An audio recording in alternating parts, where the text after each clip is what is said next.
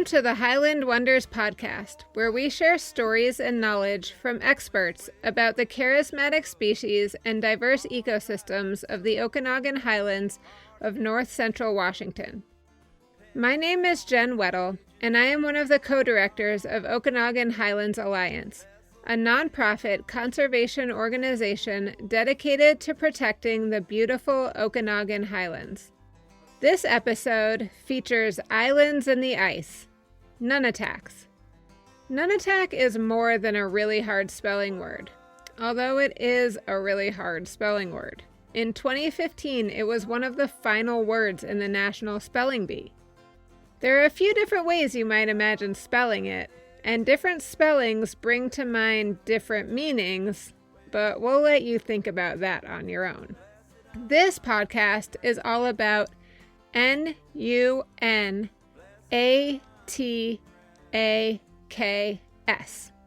Nunataks, islands in the ice, rugged, rocky peaks jutting from glacial ice, exposed to the sun, the wind, snow, and rain.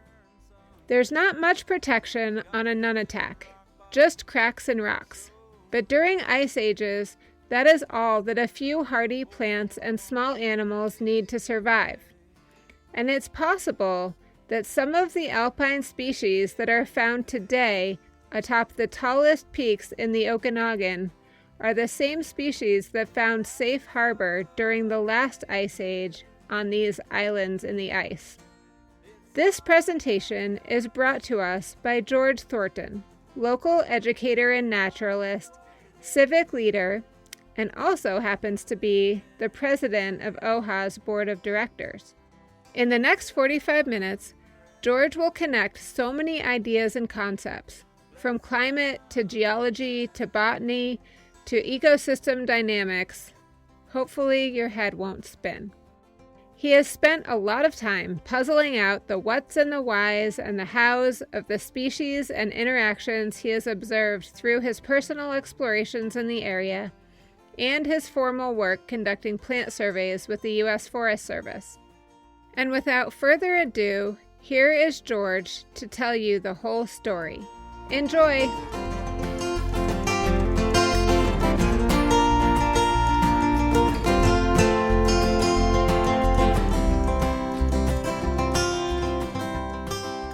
Welcome. This is George Thornton. I'm from the Oroville area. The topic I want to cover today is called Islands in the Ice. And I want to take you back many years. We're talking prior to the end of the last ice age, which around in our area is about at least 15,000 years ago. We know that the various peaks stood out because they have the rather sharp and pointy outline.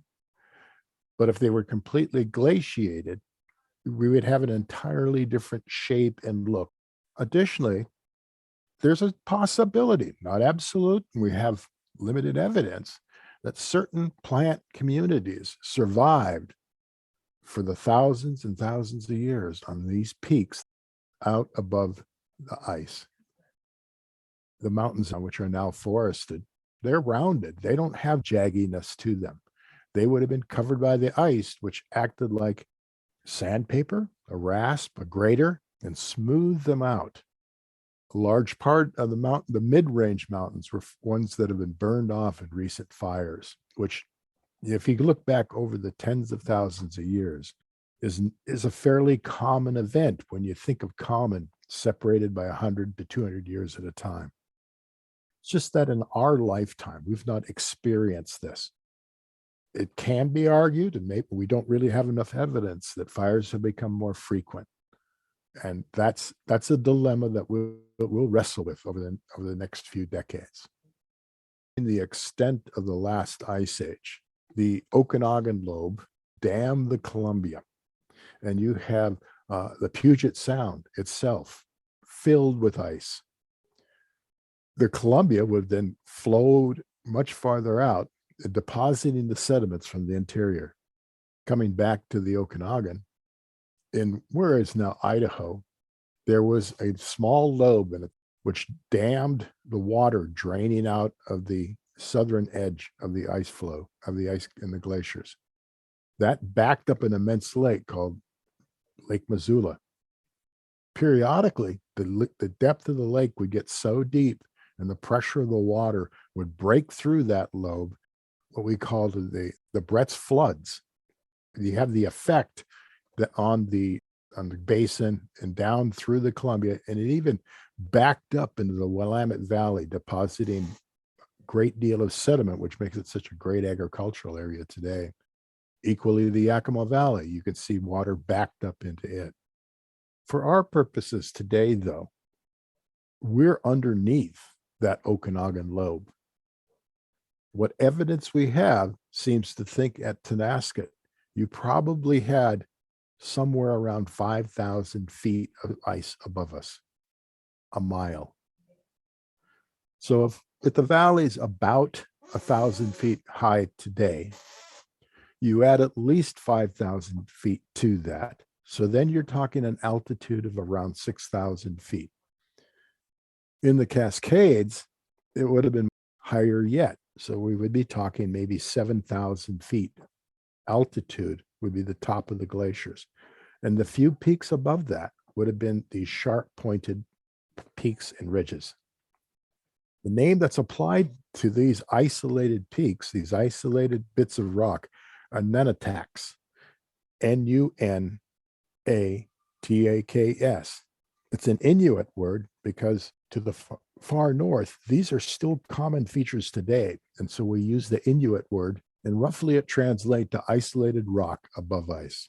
I want to bring up and suggest the possibility that within these glacial areas, there's valleys, there's mountain peaks that are isolated, completely surrounded by ice, which would have been in our immediate area, Chepacka Mountain, Windy Peak, and Tiffany.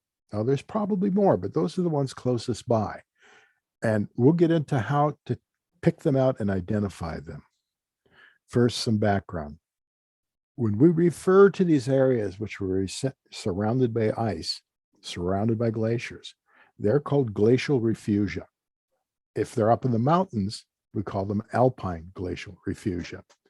They're called refugia because these were areas where there was this strong potential for plants and animals to survive in long periods of time in these, possibly becoming isolated and over a great span of time, to then develop characteristics and features that made them different from the species that they came from. Now if we talk glacial refugia in general, they could have been in some feature out in a flatter terrain where for whatever reason, the glacier went around it, or in the case of the valleys flowing north from the lakes in the scabland, those valleys could have been refugia. And the same thing is going to apply. They're going to have unique physical features as well as a combination of plant life that makes you wonder about the diversity. Why are things where they're at? So we look for two things: unique terrain, glacier features, erratics, moraines, eskers. We're not going to spend a lot of time with those because what you find is the peaks do not have these features, and they don't look like they've been ground and smoothed or rounded. They're very peaky and very, very craggy. In the regular refuge on flatter land, then you're going to have other features to look for, primarily the unusual plant species. And having spent 20 years with the Forest Service and a lot of time on my own, these are the things that my big background is in, an unusual plant species in our area. And these peaks, which have a possibility to be the Nunataks, to be the remnants that stuck above the glaciers. I'll repeat them: Chepacka, which really is three peaks. It's Chepacka itself, it's Hurley Peak, and it's Joe Mills in that complex. Then you have Windy Peak far to the west, and then south of Windy, you have Tiffany. Tiffany's the tallest at about 8,400 feet. Windy's about 82. Chepacka is barely under 8,000 feet. islands in the ice, just popping up out of this great field of ice. Broken rock terrain, that chunky rock that's just lying on the surface. That is characteristic of a Nunatak. So now we have two things: the pointed, jaggy outline, and then you have this rugged, fractured rock terrain, are physical signs. That's a good possibility. These weren't glaciers. The fractured rock, yeah, we have things like that in non-glacial areas, but this rubble is it's blocky. You'd think if it was covered by ice at all, it would have been carried away. Whereas a lot of our when we see rocks lying around at lower altitudes, they're talus slopes. They don't have the same feature of just lying on the surface, just a rocky rubble. We'll get into more of that later. All right, the ice is melted. The time it took for the ice to melt is very hard for us to know. But you set an ice cube out in rather cold days, and you recognize it takes quite a while. And here we're talking 5, 6, maybe 7,000 feet of ice over the whole interior of this northern fourth of Washington, and then farther north into British Columbia. It's going to be cold. It's going to be windy. You're going to have snow and ice, and some years are colder and some years are warmer. That's no different than today. The sun's going to be the same. It's just as hot. It's just as bright. It has the same day length as we have today. But it's a slow warming, and it's going to come and go. One thing to keep in mind is, where does all the water go? All the snow and ice, it's melting. As your eye gets trained, you can see what the consequence of the great deal of water. One of them is the raise in the ocean levels. We're talking 300-400 feet rise since the melting of the glaciers. Focusing on the plants, it's a pretty slow process for the return of what the ecological and the plant community, animal community that we see today. A lot of them is going to be introduced naturally. The non-glacial land was less than 100 miles south of us. So the animals that were there, the plants that were there, could reintroduce in our area fairly quickly. But you're talking Arctic tundra. It's really different community of plants. And if there were remnant plants from the tops of the peak, they would have spread downward from those peaks and into areas which resembled those areas that they survived in.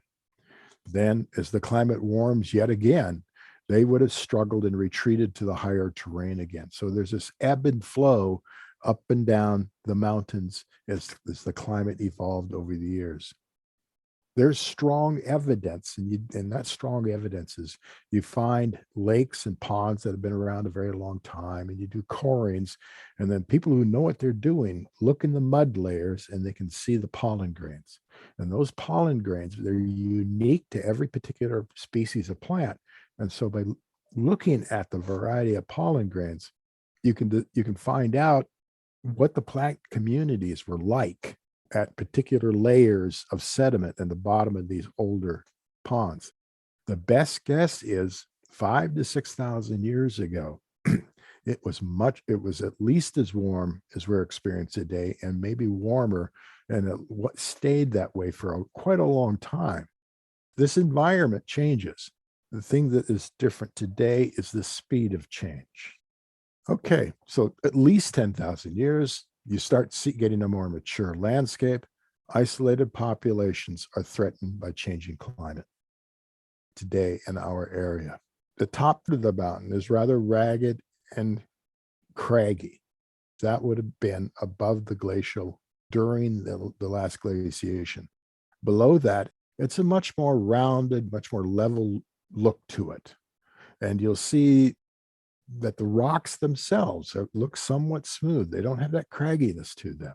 You'll see vegetation, but going upwards, it stops. And that's as much by the conditions as it is, there's just not suitable soil up in those more rugged, craggy areas. But as we get in closer, you're going to begin to find there are plants, there are animals up in those locations. Alpine larch. They're a relative to the larch that we see at our altitude here in, around Lost Lake, the highlands. It's a smaller tree. There's some fine characteristics in the twigs. And in general, the needle shape is a little different. But it's a larch. It loses its needles in the fall. And it has no commercial value, but it's very adapted to these conditions. The branches are short, they're flexible, they won't snap off in cold weather, and they can be a very small tree and be hundreds and hundreds of years of age. The pines primarily are what's called white bark pine, and we'll get into more of that later. Okay. Omak Mountain was glaciated, at least for some length of time. The top of it and the outline is pretty rounded. At the top of Chipaka, looking down towards Palmer Lake, the Similkameen River coming down from Canada, it's very flat. That would have been gouged out and be a pretty deep valley. But over the thousands of years, not decades, since the last glaciation, it's been completely filled in by sediment and what we call glacial till. That's the stuff that right at the base of the glacier gets dumped by the glacier. But most of this is going to be sediment that's come down from north. In a way, you could call it borrowed land. It's on lent from Canada, and over the long years, it's going to continue moving south.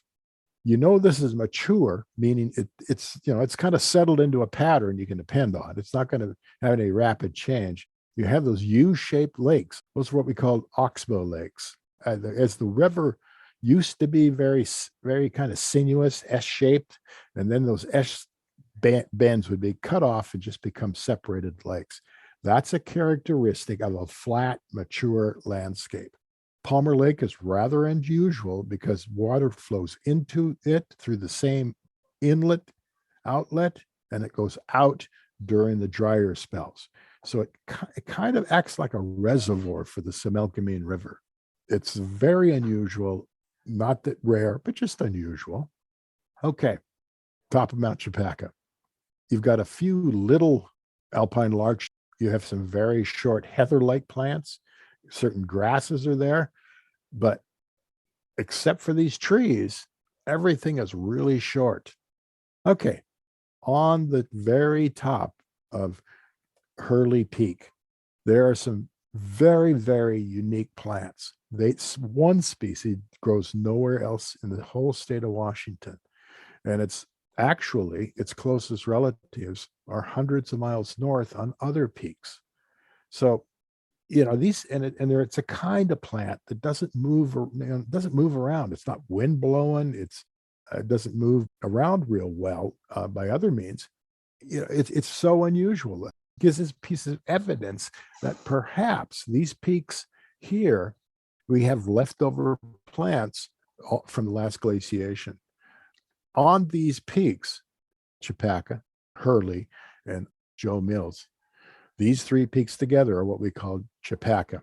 And it's set aside by our state as what's called a natural area preserve because it's a real special area. It's isolated from the rest of the Cascades. It has a unique collection of plants found nowhere else in this big a combination, nowhere else in the state. And, it's just a neat place. We're talking at least 13 species of rather rare plants between these three peaks. I want to slip into another discussion now that's a feature of glacial activity. The movement of the glacier is like a really slow river. And as it moves along on the north side or the uphill side, the glacier rides up and it just makes it a very smooth slope. It grinds it. And little chunks of rock embedded in the bottom of the glacier get moved along, just acting like gouges, smoothing the surface. But on the south side, it tends to have a, much steeper because chunks of rock, the glacier freezes to it The rocks are fractured by the pushing of the glacier. Moisture gets in there, it freezes, it cracks them apart. So you get a very abrupt edge on that south side. That's a good piece of evidence that an area has been fully glaciated. That action is called plucking. It's like plucking feathers, except in this case, it's plucking rocks from the downstream, so to speak, flow of a glacier. Mount Hull, just south of Oroville, an lowland example. You have the south face, virtually a cliff. This is much more gentle slope coming on the north side going towards the south. And so this is really good evidence. You see a little bit of talus slope in the middle, but you don't see piles of and a lot of this fractured rock. There's little places, of course. Okay, Bonaparte, but much more gentle slopes, slightly steeper to the south side of the mountain, and where plucking occurred, it made it steeper than on the side, where the glaciers rode up and over the top of the mountain. Top of Bonaparte, rock lying around. It's not a pile of rubble. Many of them are smooth, and there's a fair amount of sand and gravel around, which is helping the plants grow a little bit. So this is, again, for at least some time, the glacier went up and over them. All right, Joe Mills Mountain.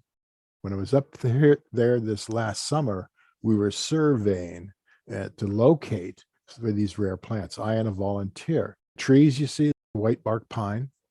You have spruce. There's, I believe there's even some alpine fir. Various heather-like plants and grasses. So you don't have a lot of shrub in between. Small trees, and you got short trees.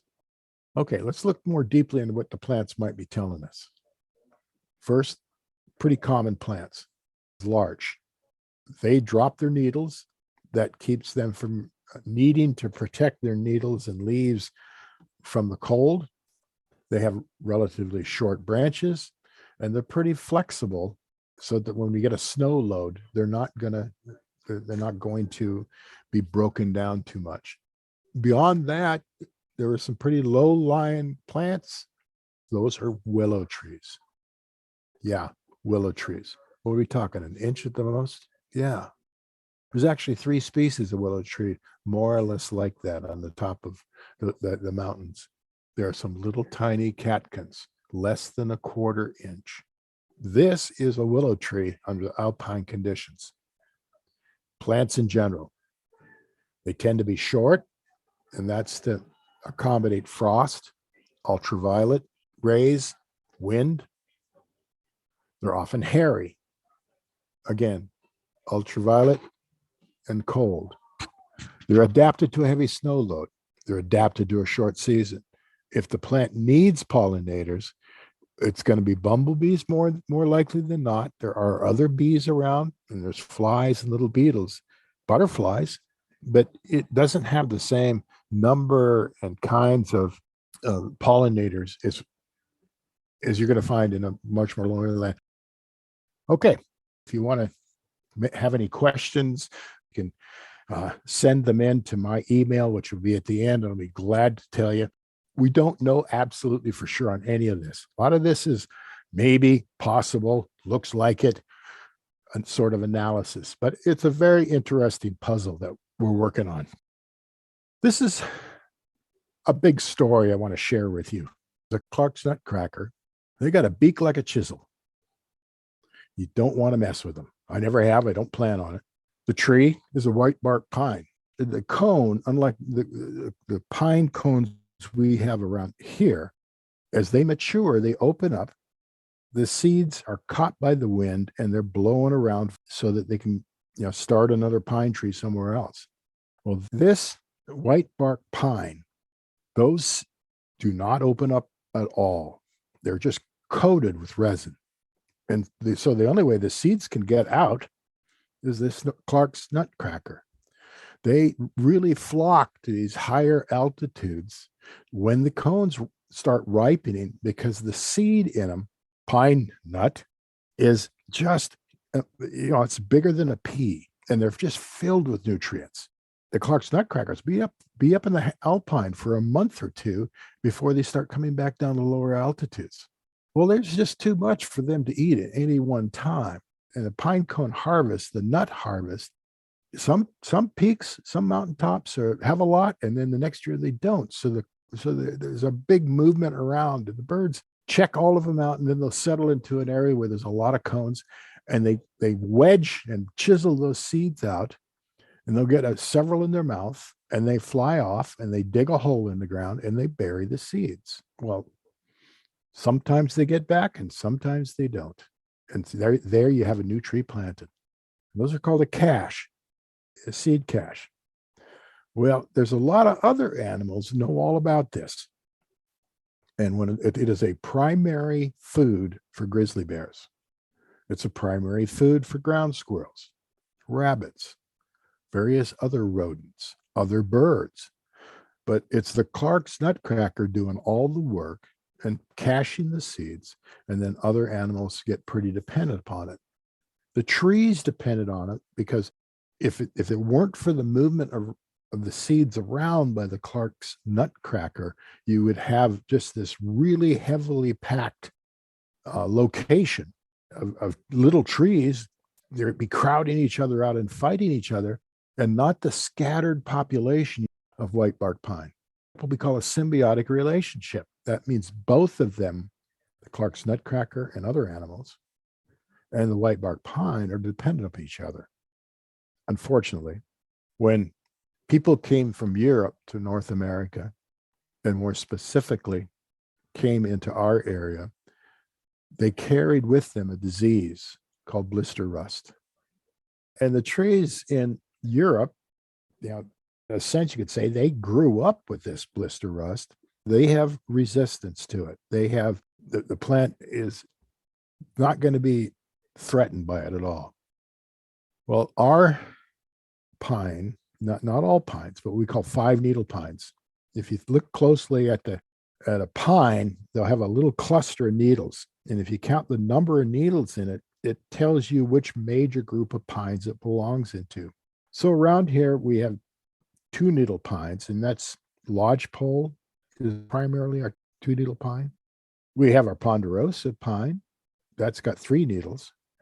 And your white bark pine's got 5 needles. All 5-needle pines are susceptible to blister rust to the point of driving them extinct in our area. This is a growing threat. Think about what we just talked about. You got a group of animals, birds, that are extremely dependent upon the seeds. You got a tree that needs the birds to spread the seeds around. And now you got a disease wiping out the white bark pine. Yeah, the western white pine is a 5-needle pine also. It's getting attacked by the same blister rust. We don't really have a way of doing much about this. It's just one of those unfortunate things that happen. There's a long history of people moving all over the world. We carry things with us, diseases that affect us, and we have animals we brought around that end up being trouble. But in this case, it's a fungus disease. But just like so many things, there is probably, and they're looking very hard for resistant white bark pine, and then finding them, getting the seeds from them, and replanting a blister rust resistant variety of white bark pine. It's a work in progress. We'll see how well this works out. Let's move on. Okay, let's look at some unique plants to the alpine. One called snowy cinquefoil or poinsettia. Beautiful little yellow flower, kind of like a buttercup, but it's a different flower than that. At the base of each petal is just a cute little orange dot. So you got the yellow and the orange. This plant, it sprawls out a little bit on what we call stolons. But the unique feature of it, it's very hairy. And on the underneath of every leaf, it is absolutely snow white. And that's the easiest characteristic to identify this plant. You're up on the top of some mountainous rocky place, When there are very few trees around. In fact, you have this rock rubble all around you. It's really short. You flip over a leaf, and it has this just blinding white, snowy cinquefoil. It's on a few of our highest peaks. I've seen it over on, let's see, Tiffany. I haven't been to the top of Windy yet, but it's probably there. And it's on Chappaqua, and it's on Hurley Peak. The plant that I've been doing the most research on, this kind of aqua blue or aquamarine colored flower. It's what we call the glaucous gentian. Glaucous is some fancy word in plant world that we use to say it's blue colored or blue tinted. I think this is more of an aquamarine or a turquoise color. You can call it what you want. It's about 2 to 4 inches tall. I spent a lot of time looking for it this past summer. We found 176 plants. You could guess we missed some. Maybe there's 200 up there, but we looked really, really hard for it. 10 years ago, approximately, I was up there and found 900 plants. I have a strong suspicion this plant, they go into dormancies. They're hard to see. Then the good years, they come back. I don't know. The glaucous gentian, it's a perennial. Fleshy little leaves at the base. They're in fours, and it has to grow up a little before it's going to flower. So you'll find little clusters of fleshy green leaves in these sets of 4. But boy, I tell you, you have to spend some time and get used to seeing them. They don't necessarily jump out at you. Let's take a look at some others, some common ones. You have the paintbrush, you got lupins, you have daisies, you have you have a kind of goldenrod, pretty typical alpine meadow. Lupin are wonderful. Generally, all of our lowland lupins, you don't think of them as having a strong scent. You get up in these alpine meadows when you have a dominant lupin bloom, it perfumes the entire air. It's just exotic and wonderful. So lupin's a really big plant in the alpine. Chappaqua Mountain itself is thought to be one of the most beautiful displays of alpine flowers. You know, you hike up there, let's see, late June into early July, it is spectacular. It's well worth the hike. It's a little bit vertical, but you take your time. It's not bad. It's easy to get there. You just walk up. You're not going to get too lost. Okay, a couple more common ones. Back to the willows. There's one with an oval leaf, and there's one that has a very rounded leaf. So yeah, oval, rounded. I know. I know. It's a little thing, but mostly it's going to be the catkin is different, and you have to look really close with a little hand magnifying glass in order to check that out. And then there's going to be a gap between the lowland larch, the western larch, and it can be a couple hundred feet, can be 1,000 feet, depends on the location, where there's no larch at all. And that's because the alpine larch lives in the alpine, and the western larch can only grow up to a certain altitude because then the winters get too harsh. And so it's not an absolute, but there's a gap between them on most cases. And then you've got the little green heather-like plant. You've got some little tiny huckleberry plants. Okay. We talked about alpine refugia. There is a place in Wisconsin where, for some reason that nobody has a great explanation, glaciers came down from Canada and made a big loop around, made an isolated area which never was glaciated. And it has this big natural prairie in it. And in some places it's not cultivated, in some places it is. And it's now many parts of it have been turned into a big parkland by the states there.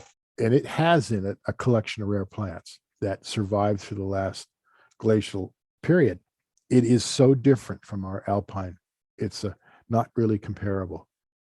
But if you ever get a chance to go to that Wisconsin, Minnesota area and look it up. Okay, what about alternative explanations? Back at the beginning, I talked about the natural spreading of plants. That could be what happened with all these rare plants, is that they didn't need to survive on the tops of these peaks. All of the area around them would have been tundra. These are naturally tundra plants. And then they could have migrated back to these as the climate changed. Other refugia in the highlands. There's other stories. There is a a kind of iris that grows in the highlands, Molson, Chesaw, as far south as Mount Ann, and it's an endemic. An endemic means it grows in an area and nowhere else in the world. And this particular iris isn't like the big ones you have in your garden. It doesn't have what you call the banner. It's a big rounded part at the top. It just has the lower petals sticking out. And it's got 6 of them. And the genus name is a Cicericium, and common name is blue-eyed grass. And they're very short, under maybe a foot or less. You got to look real close. It looks like grass, hence the name. But that it has these flowers maybe as big as a quarter. We have 2 species in our area. One of them is where the lower sheath that covers the flower as it's developing is just barely longer than the flower head itself. And then you have the little blue flowers poke out from that. And they're usually above that part. Our other species, the one that's endemic to our area and nowhere else in the world, that lower bract, B-R-A-C-T, sticks way out and is maybe a couple inches long and really thin and dagger-like. And the flowers don't get that tall, and they're kind of just clustered around this long dagger-like lower bract on the flower. Okay, years ago, they did a genetic study. They looked at, they looked at the chemical enzymes and the genetics of the plant. And over time, there's pretty good evidence that the more plants are separated and isolated, they start getting a different mixture of genetics and chemicals in the plant. And it's a pretty predictable rate, by no means absolute, but pretty predictable. You can make a good estimate about how long a plant has been separated from others like itself. Where ours, this Cicericium, this blue-eyed grass with the long daggered lower bract, has been alive and in existence in our area since somewhere in the middle of the last big glaciation. Well, that means it had to come somewhere, but everywhere in its habitat today was completely covered by ice. How did it get here? And it's not the only plant that kind of raises that same question. So there's that possibility. The plants are saying something. Yeah, sure, they may have been brought in by natural means, via animal or via the wind.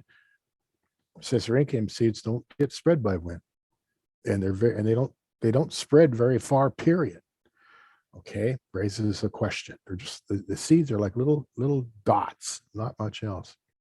So there is some evidence there was other refuge in our area. Areas that weren't glaciated at the edge of the ice at that time. Who knows? Maybe there were survivors in it. Speculation, just thoughts. Climate change impacts. Hey, if you think climate's changed now, think back to 5,000 feet of ice and compare that today. Yeah, we get climate change. There's no kidding. The only question is how fast and in what direction. Well, right now, climate change is happening pretty darn fast compared to historical times. The impact of that is plants and animals are used to change. They're adaptable. The difference is you're talking about change over hundreds of years. And so plants move around by natural means to find more advantageous places. On our mountain peaks, one of the natural things to do would be move up higher where it's cooler and you can survive the heat and the drought. Well, after a while, you run out of mountaintop. And that's what we're faced today with these Nunataks in our area, these rare complexes of plants. They don't have anywhere to go. They're running out of territory. In the greater world, given all the other things, is it a big deal? Maybe not. But diversity in general, in all ways, gives you a better chance of survival because you never know what are positive features in the future. Human impacts, roads, parks, inordinate number of hikers, grazing, fires, you go on and on. Human impacts as our population grows, as we're more capable of getting places with machinery, with where we normally would be a long hike in, and that limited who is there under what circumstances. Human impact's getting to be a bigger and bigger thing. Fire. It is a constant companion with our ecosystem in Eastern Washington. We just happen to be seeing a lot of big ones now, but we have that additional problem of the increasing drought, and more people and fires in my lifetime have gotten more frequent and very much larger. And if you go to the top of Mount Chapaca, I can find chunks of charred wood on the very top.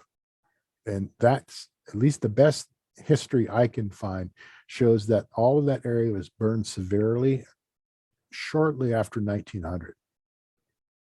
Just now, we're starting to see a few alpine larches, a few white bark pine starting to grow at similar altitudes again. You're talking over 100 years for trees to come back to the tops of the mountain. So as fires get more and more frequent, if they do, then there's not going to be that opportunity for the reclaiming of these various parts of the landscape by these slow recolonizations by the natural world. That's going to have an impact. Some species will not survive. I'm glad to field your questions. Love to hear from you. I'll give you whatever response I can. Hey, I have one more question for you. Sure. Kind of related to human impacts and people exploring our area.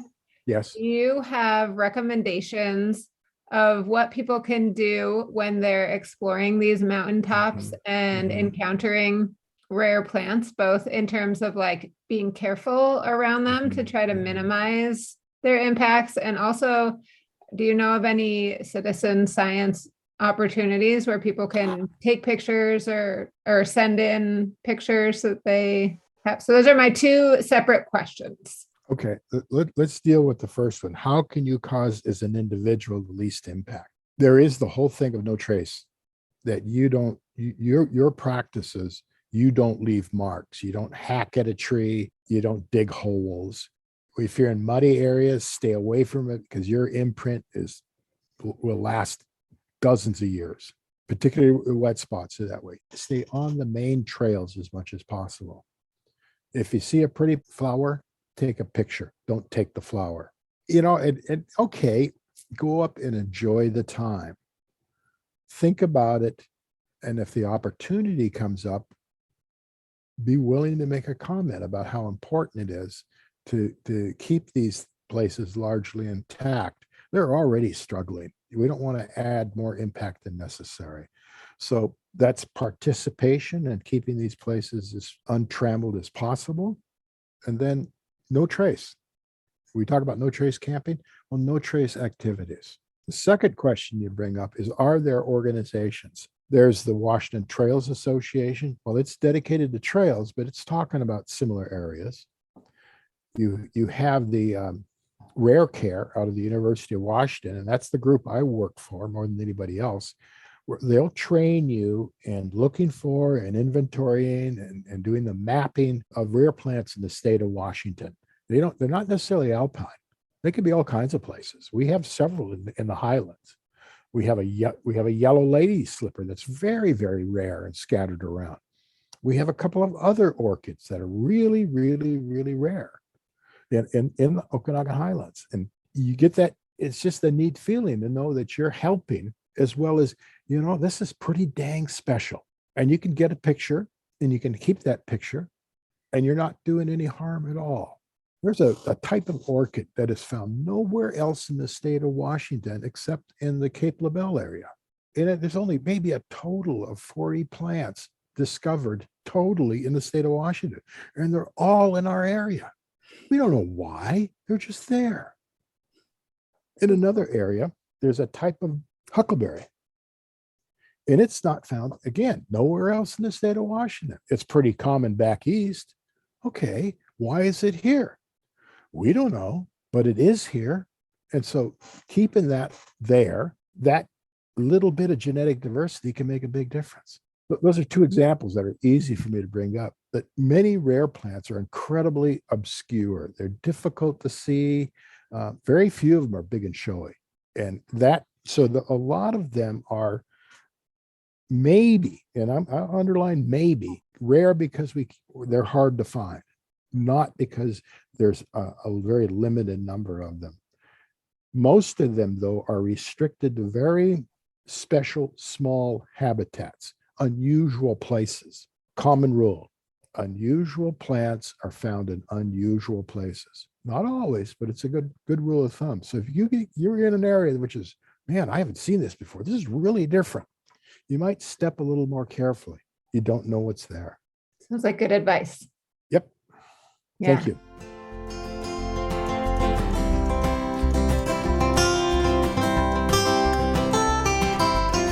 This podcast is produced by Okanogan Highlands Alliance. OHA is located in Tonasket, a town in the heart of the Okanogan Valley of north central Washington. We are inspired by the beauty and diversity of the landscape that surrounds us, from the aspen and conifer forests to the highland lakes to the tumbling creeks that descend to the wide, glacier-carved Okanogan River Valley. We engage in environmental advocacy, habitat restoration, and educational activities in our efforts to protect local ecosystems for future generations. To learn more about OHA or to become a member, please visit our website, okanoganhighlands.org. Thanks to George Thornton for providing this presentation, and to Humanities Washington for supporting Season 2 of the Highland Wonders podcast. The theme song was written and performed by Tyler Graves and Andy Kingham. Blessed